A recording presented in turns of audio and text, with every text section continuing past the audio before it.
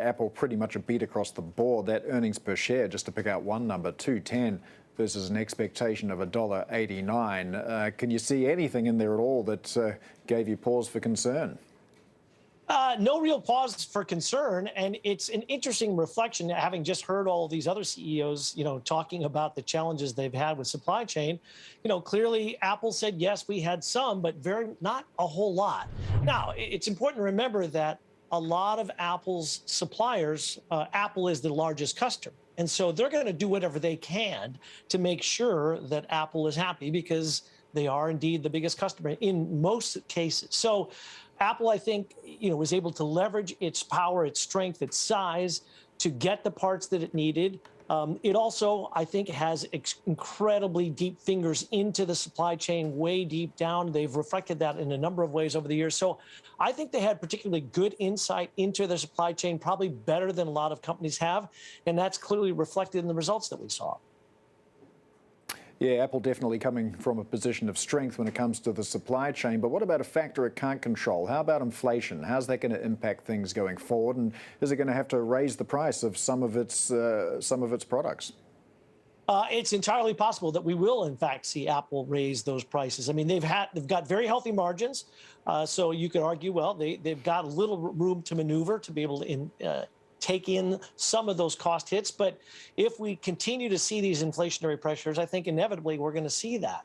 What's interesting about the numbers, by the way, typically all their hardware categories are very cyclical. You can follow this sort of sawtooth shape between first quarter to fourth quarter. It ramps up, then it drops. And we saw the same thing this year. But the services revenue, if you look at what Apple's been doing with services, nearing $20 billion this quarter, it's a straight up linear path. And so those kind of have huge margins there, and unlikely to see a whole lot of inflationary pressure on that side.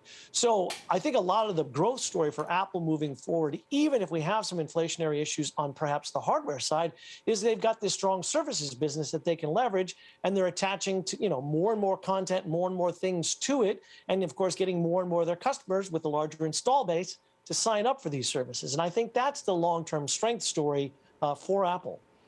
Let me delve into the hardware story, though, because we did see Tesla, for example, given the supply chain challenges, coming out and saying that they will not be releasing a new model this year because there was no point. They have issues with part shortages. Could this also be an issue for Apple at some point, because we don't see any of these supply chain issues being resolved anytime soon? I know that they're actually more resilient than other companies, but I wonder if there will be a model impact on their product lineup at some point. Look, there certainly could be, Shery. And obviously down the road, another big point of speculation for Apple's future is around other types of devices, whether it be AR and VR glasses or, frankly, automotive, right? And it is a completely different set of supply chain issues, certainly for automotive, and we've seen that across every single automaker, Tesla included. In Apple's case, of course, they haven't really had to worry about that just yet. And so within the world that it's currently in, I'd say I think they're in reasonable shape. But is there a risk of it? Absolutely. There's all kinds of risks. We know that the semiconductor business is still consolidated very strongly. If, God forbid, anything ever were to happen in Taiwan, TSMC is a huge supplier to all the tech industry, Apple included. So obviously any impact there would have a huge impact on Apple and the entire industry. So yes, there is certainly that possibility. But I think, we're seeing this drive to diversify supply chains, semiconductor increases around the world. Intel, of course, made big news this past week, announcing a plant in Ohio here in the U.S.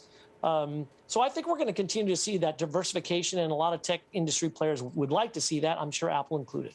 Despite its strength, we have seen, of course, a stock pressure given the broad tech sell-off that we've seen, right? So many people now saying earnings will be even more important going forward. In terms of what you've seen so far, whether it's Microsoft, Intel, and others, does this give you some pause? Where are you at when it comes to their guidance? Yeah, it's interesting. It's guidance, right? At the end of the day, it's almost like, oh, yeah, what you did last quarter, actually, we don't care anymore. Now it's all just like, give me your guidance like that. There's always been a strong focus on guidance, clearly. But I think we're seeing it even more so, because I think part of the thing that's also going on, in addition to the economy and these supply chain issues, is I think there is a sense out there that we are going to start to enter somewhat of a post-COVID, whatever we want to call it, world. And that's going to have different implications. And I think some of the issues we've seen on the tech stocks is they obviously got a huge run up during the pandemic.